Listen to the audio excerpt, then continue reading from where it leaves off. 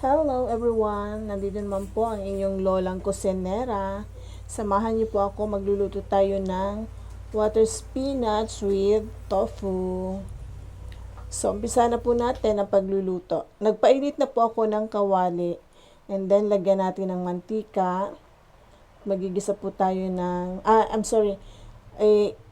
ipiprito pala muna natin yung tofu. Iprito po natin hanggang sa mag-golden brown and then isi-set aside natin. Para po hindi siya madudurog kapag hinalo na natin sa water spinach or sa kangkong. So this time po, luto na yung tofu. Hanguin natin and then set aside natin. Maggigisa naman po tayo ngayon. Same pan pa rin po ang ginamit natin. Gisa na po natin ang sibuyas at bawang.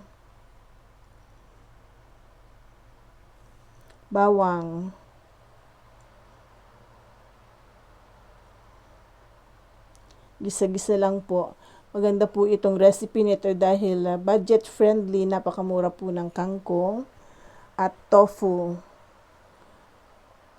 So, isasabay po ulit natin yung tofu na pinerito natin.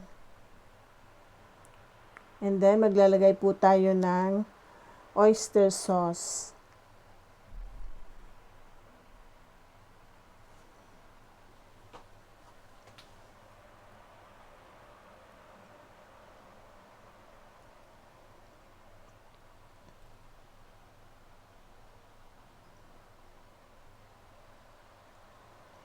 Napapalingon si grandma kasi po ang mga apo ko, ayun, ang kukulit nila. And then, ilagay na po natin yung water spinach.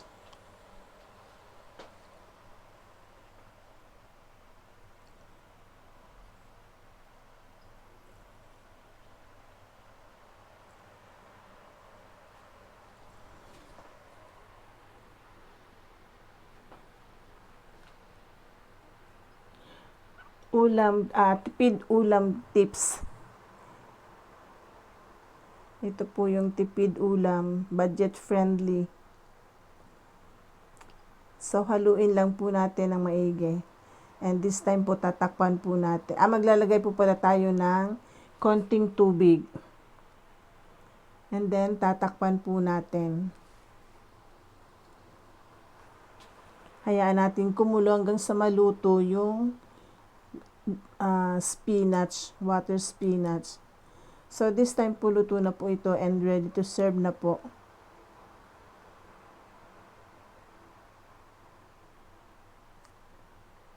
Maglalagay po tayo ng salt and pepper to taste.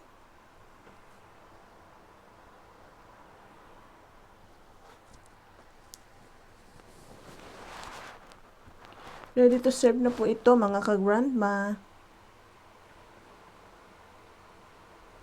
Ganun lang kabilis magluto ng water spinach with tofu.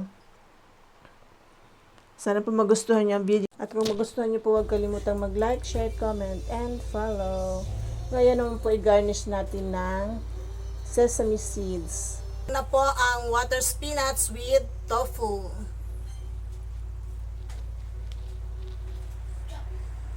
Hindi pa tapos lang, saglit lang. Thank you for watching. See you again on my next video. Bye. God bless everyone.